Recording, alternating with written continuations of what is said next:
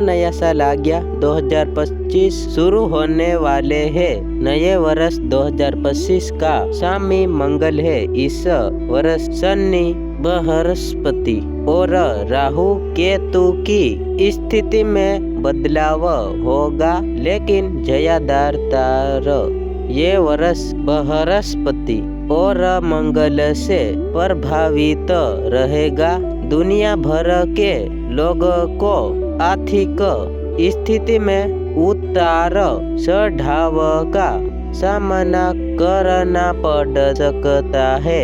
साथ ही दुर्घटनाओं और युद्ध जैसी स्थितियां लग रही है।